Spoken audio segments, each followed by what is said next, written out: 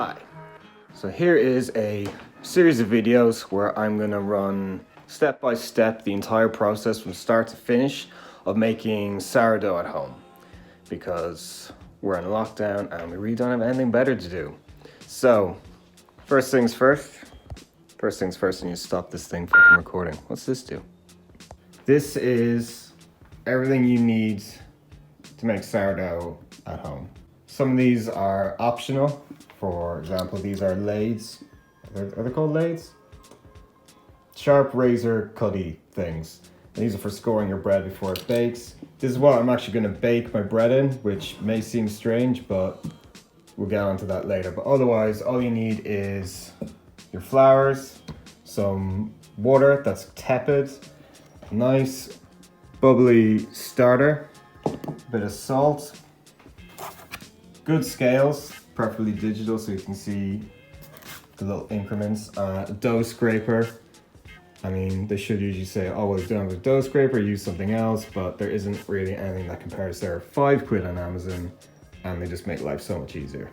Get a pack of 3 for £5. Good shout that. So to start, I've put 100 grams of my sourdough starter into my mixing bowl. I'm going to use an electric mixer with a little dough hook just because it's a little easier and it's a little neater, but it's not necessary. It's not 100%. You can just do it in a large bowl by hand, but I just find it a little easier and a little neater. To that, I'm going to add 320 grams. And we're there. When we talk about tepid, we're talking about a temperature that is 28 to 30 degrees centigrade. If you have a thermometer or kitchen thermometer, that's great for just taking all the guesswork out of it. And they're great pieces of kit to have in your kitchen anyway. Get them on Amazon pretty cheap. So now we've added the water to the starter. Now we're going to add our flour.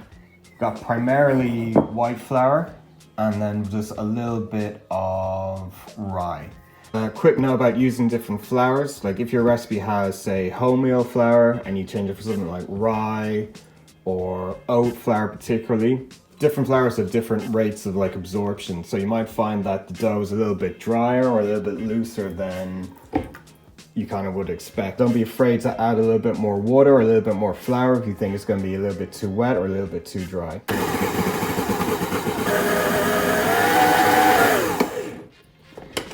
Literally just combining it, so it's all just one lump. Pretty much what I'm looking for. Like I said, we're not actually working the dough, and usually when you make bread at this stage, you'd work the gluten in for a bit, but we're not going to do that at all. We're just going to let it sit for about half an hour, even up to an hour, and then when that happens, we then add the salt. After half an hour, actually no, this is more like 45 minutes, you can see already how nice and elastic it's gotten. So now we're going to add salt. Now, this is something you see in quite a few recipes, but it's never been explained to me why. That you don't just put the salt straight in, you actually put a little bit of water and make it like a little solution. I think the reason of mixing the salt with the water is that it kind of hydrates a bit, and that way when you mix in the dough, it probably dissolves a little bit easier. So all you have to do is just combine that now. I'll see how it is, if it needs any flour or water, or if it's good as it is, and then I'll move it to the bowl.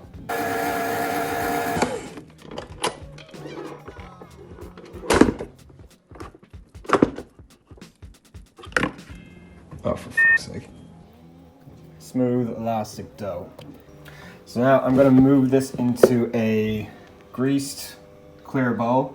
You can't all just do this in the one bowl. The reason I like to move into a clear bowl is so when it's in there and the dough's in there, you can see all the bubbles from it fermenting. You can see kind of what stage it's at. It's just a nice thing to be aware of as it's improving. So now we move the dough to a bowl. We put some cling film on to stop the top drying out and forming a skin.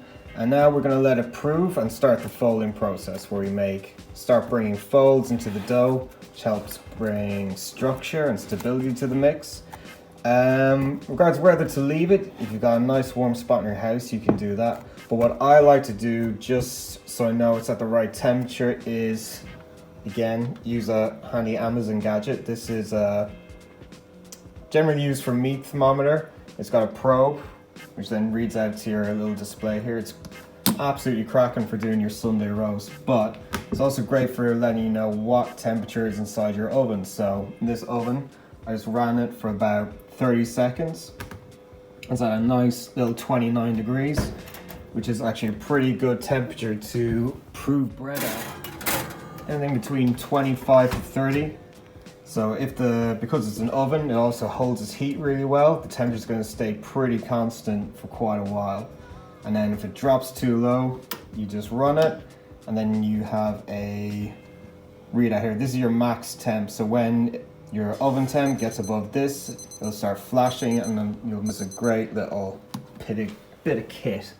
So after half an hour, it's now time to make the first fold. You can already see a few little air bubbles, which means it's starting to prove.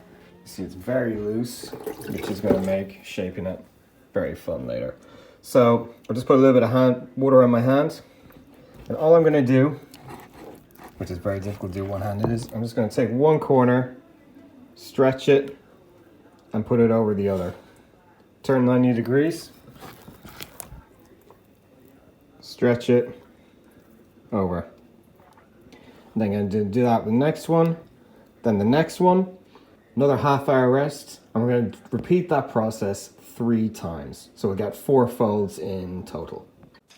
We're just about to make our 4th and final turn now. You can see we have some condensation on the inside here, which is a good sign. It means the dough's warm and it's doing its thing. And if you lift it up, ooh, a little bit of the bubbly.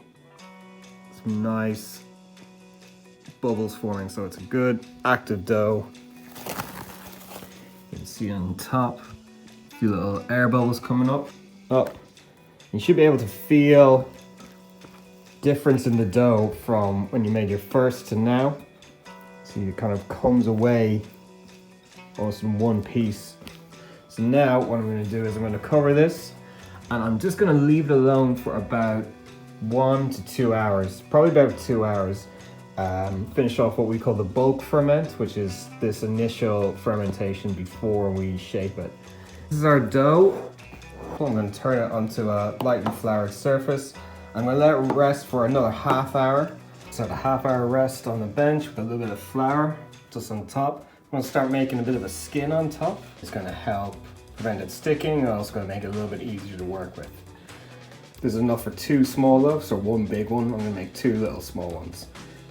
So to do this shape, I'm actually just going to use, instead of flour, I'm actually going to use water, which is really helpful to stop it sticking at this stage. So to shape this into a round, I'm going to start from the back, in the middle if you like, bring it in on itself, and keep doing that until it forms like a kind of a dome kind of shape. Again, just using water to try and stop it sticking. Being really kind of quick and light with it. And that's one. You can see it's got a bit of a dome shape to it. The only way to really get comfortable with that technique is just practice. So first time you do it, just be aware you might make a mess of it. Just in and on itself. And then, so this is how they look at this stage. I can see it's being really evenly divided in half. You'll see how nice all these little air bubbles coming up. This is a really nice active dough. It being quite a wet dough as well helps that. So put them together so they kind of keep their shape a little bit. They will spread out a little bit over this next half hour. Is your finger in the way there? No, it's not. It looks like it's in the way. Okay. So these have had another half-hour rest, and we're just ready to do our final shape before they go in the molds here. So like I said, I'm doing 2 loaves. A little bit of flour on the fingers. Again, Being kind of gentle with it, not trying to keep all the air intact. You can see it's still nice and bubbly and active. So I'm actually going to flip this over. Like I said, this is going to be the top of the bread, and when at the end of the process, this is going to be the top of the bread. So I'm going to flip it over. Kind of make like a little rectangle. People have different ideas about how to do this. Some ways are a bit more complicated than others. Mine's somewhere in the middle. So basically what we're going to do is we're going to kind of fold all the edges over itself, and this is to create tension, and it's almost like this. We're going to end up with this almost kind of like a pan of chocolate kind of shape. So that shape is going to hold its tension, and then when we go to bake it, you know, kind of stay in that shape and not spread out all over the place. So we should end up with a nice looking loaf. So kind of take one end, kind of go half, 2/3 in, take the other, like that. Now if you want to use like a kind of tying the shoes analogy, close his jacket. He's now going to do up the buttons. This is called cross stitching. Going to take each end. Again, just so you bring in shape and tension into it. He's going to same the other end and kind of roll them together. And that's it. Yeah, staying quite stationary, it's not spreading out, so hopefully when we go to bake it, then it'll stay in the right shape. This is some coarse flour. This is a mixture of just odds and ends. This is wholemeal and porridge oats. I've just blitzed up so it's a little bit finer. That's actually what I've used to line the molds as well. So as well as lining the molds, I'm also gonna dust the actual loaf itself with it. Again, just as like almost like an extra insurance policy to stop it from sticking. I think I'll put it in. Be careful. So like I said, this is gonna be the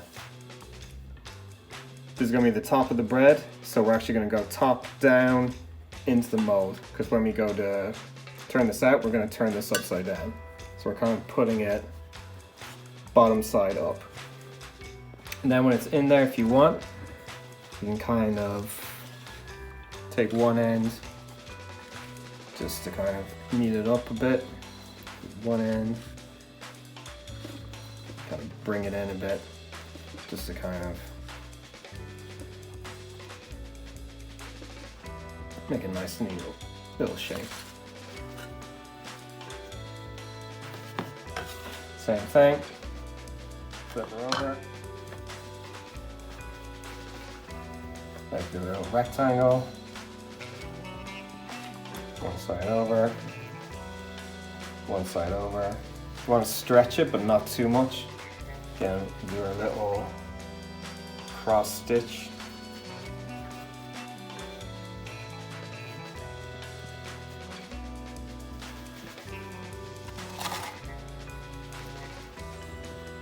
And then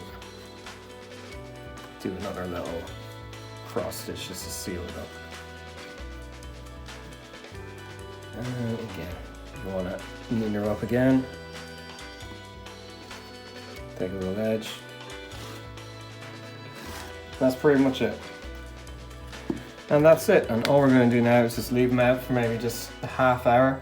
Again, to relax, kind of for them to get comfy in the mold. And then we're going to put them in the fridge.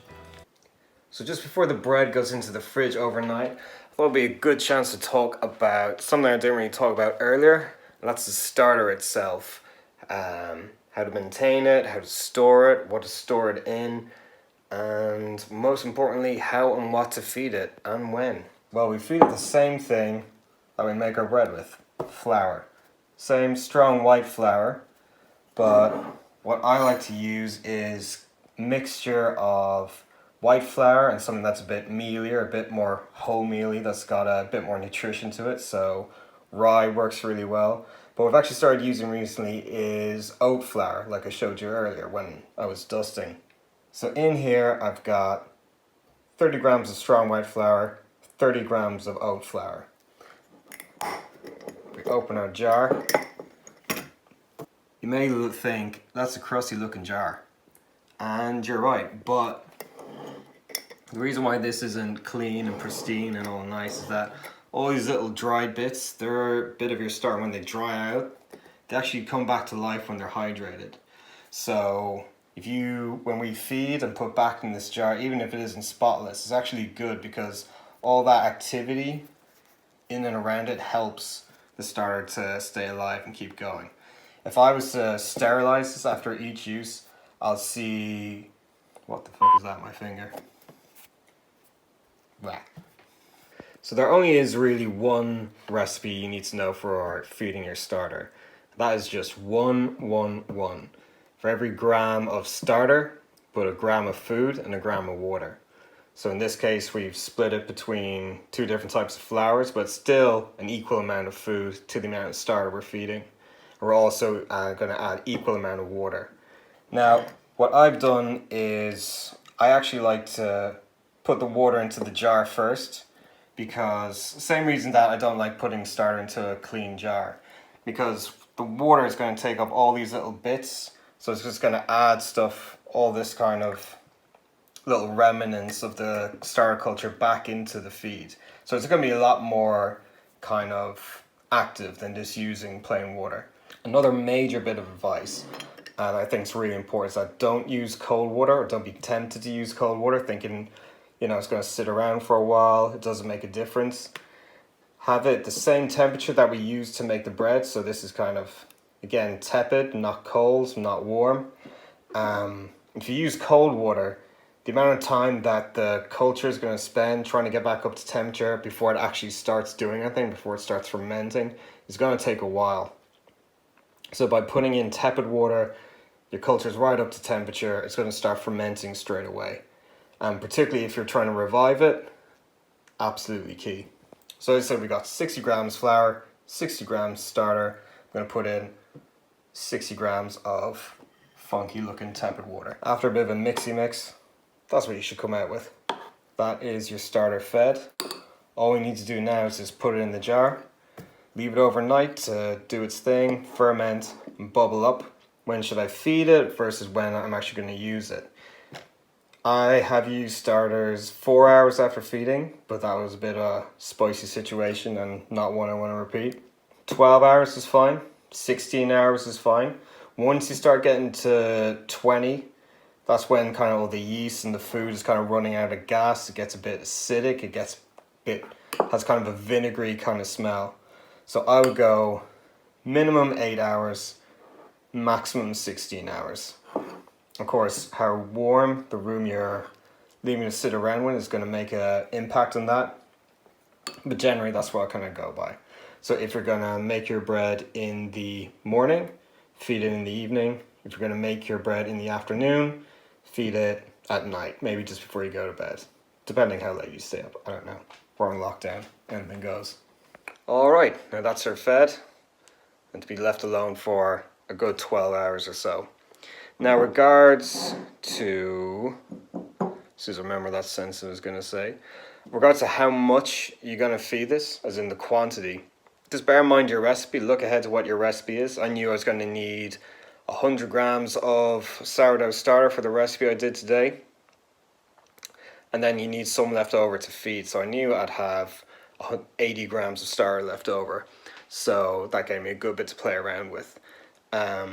If you are going to be feeding it every day but not using it, then obviously you don't need to feed 100 grams at a time. So just do small quantities when you're just maintaining it day to day, and then obviously bear in mind how much you're going to need for your recipe and make sure you've got some left over. Now, regards storing it, obviously outside room temperature when you're going to be using it, but if you forget to feed it and it goes 24 hours without food, is it going to die? No. It'll be okay. It's not ideal, but it'll be okay. If you go 48 hours, again, not ideal, but I have done it before and it does come back. But I wouldn't recommend it because I was really worried. It was literally like a jar of bread vinegar. If you don't want to feed this every day and you know you're not going to be baking for a while, this will keep easily in the fridge for about a week.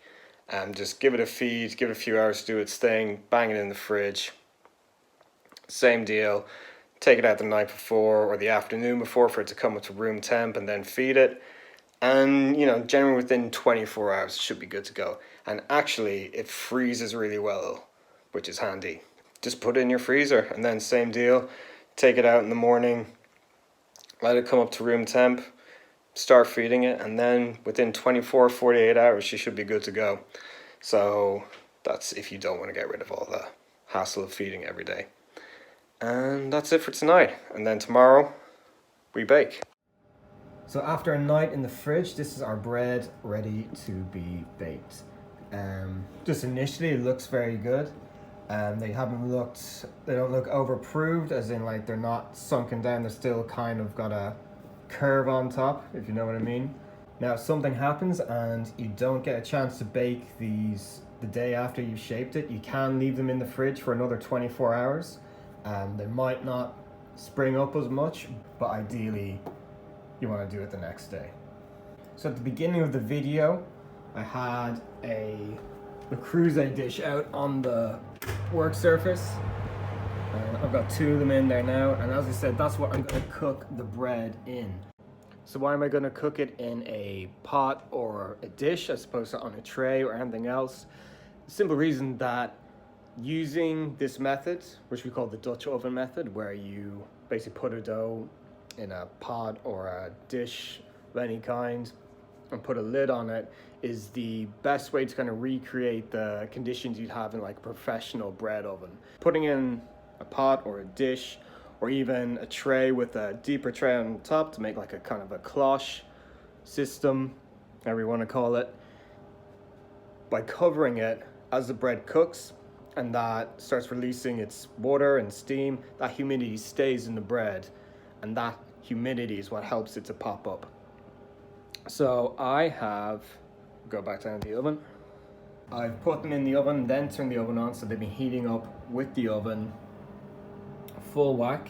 It's kind of just come up to full temp now. I'm going to keep them running, heating in there for 15 minutes. And that way, really sure we're going to get as much heat into these dishes as possible. When they come out, I'm going to put them actually on a ring and put them on a medium heat just while I'm turning out the bread and doing all my bits and pieces, so the heat's staying in there all the time. Because like I said, getting that heat initially into the bread as soon as possible is really key to having a good bake. When I upturn these, I'm going to give these a little score with this lathe. I've looked it up, it is called a lathe. Now, I got this, I've tried it a few times and I'm not mad on it, but what does actually work, I find a lot better if you just remove the blade. It's not very health and safety, and then you just use that. Kind of go in an angle. And one movement, I find just having it in your hand is a lot more control, got a better feel of it, and it can happen that when you go to score it, if you score too deep or you kind of cut into it too much, you cut through all the air pockets on top, which if they're popped, they're not going to rise and expand, and that can affect the shape of your bread. So when we score, it's literally just a light cut on the very kind of outer skin on it.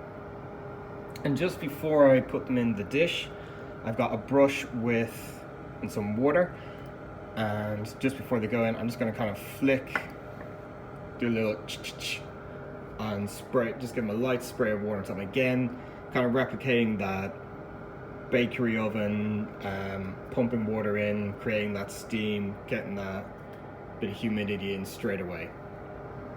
So in 10 minutes, dishes out, one at a time, medium heat, upturn your bread, score,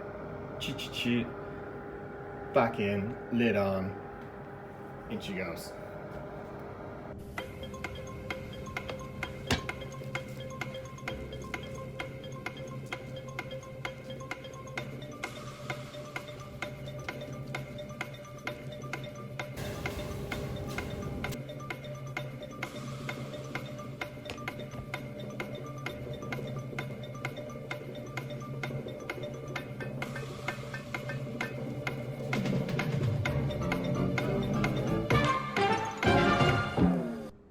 So that's them in now. We're gonna give them 20 minutes, lid on.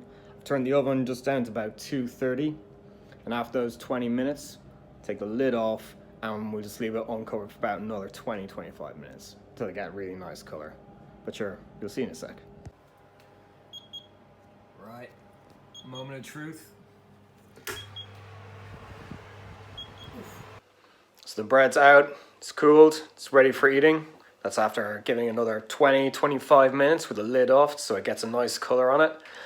And all I can say is thank God, because to be honest, this isn't the first time I tried doing this video. The first time I did it, they just didn't turn out right. They just were a little bit flat. They certainly didn't look good enough to be in a video where I'm supposed to explain how to make sourdough at home, and they look like crap. But these don't look like crap. These look very nice, and so I can finally finish this video. And here we are. Very happy with these. So you can see the slip we've made. Because of all the nice humidity and the heat, it's expanded out, it's pushed up. Get a nice little ridge on that. This one, not as good, but still pretty nice. You can see that kind of roundness on the edges where it's nicely sprung up.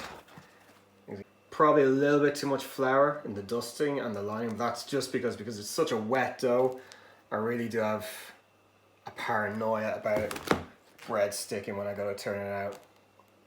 But let's just have a quick look inside.